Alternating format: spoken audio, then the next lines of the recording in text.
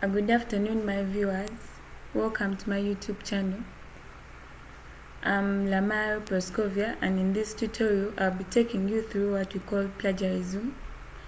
So I've prepared my slides basically basing on what I'll be taking you through about this topic.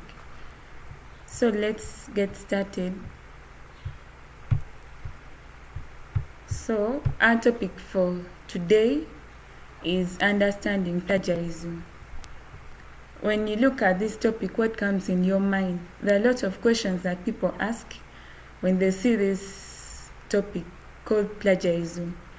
So I have a slide on the things I'll be taking you through about this particular topic. So the first thing is I'll take you through the definition of plagiarism. Then the second one is I'll take you through the types of plagiarism. Then the third thing is the consequences that results as plagiarism is concerned. Then I'll also take you through the prevention strategies. So by definition, plagiarism is using someone else's ideas, work, or creations without proper acknowledgement and presenting them as your own.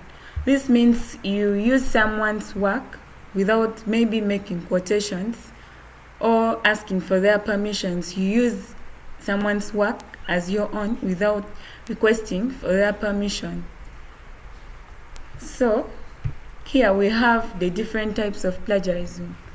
The first one is direct plagiarism. This is a word-for-word transcription of section of someone else's work. It means you've copied the work of that person directly without maybe getting their consent or them giving you permission to use their work. Then the second type of plagiarism is self-plagiarism.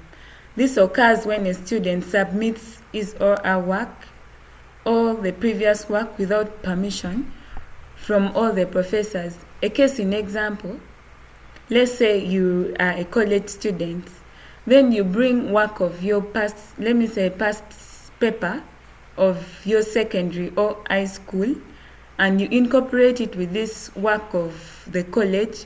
It means you have brought in something that is foreign and does not align with the setting of the college. That's what refers to as self-plagiarism. And the third type of plagiarism, we have what we call the mosaic plagiarism. And this occurs when a student borrows a phrase without quotation. What do we mean by borrowing a phrase? It means you have copied exactly the same work of that person. You did not change anything like paraphrasing it or maybe making a quotation to show that the work belongs to someone else. Since you have used the work, you didn't show ownership that the work doesn't belong to you. So we have the consequences that will result as a result of plagiarism. The first one is academic penalties, where I gave you an example of a high school past paper, or maybe the knowledge of your high school, you can use it, but you bring the past papers and you incorporate it with work of the college. It means the professors can decide anything to do to you. They can either give you a 0 or they cancel everything concerning your results. Then the second one is legal repercussions. This one, someone can sue you to court because of using his or her work without making quotations. Then the third one is damage to reputations. The people who use others' work without maybe asking for their permission may use it recklessly, that may tarnish the reputation of the owner. And the last one is loss of skills development. If you're someone who is always using work for others, you will not develop that skill of implementing your own ideas and using them. So those are the consequences that come as a result of plagiarism. And we have the prevention strategies. The first one is proper citation. What you mean by citing, it means you have to write that work or the structure of that work and you cite from which source you've got the work from. That is citing. Then quoting and paraphrasing correctly.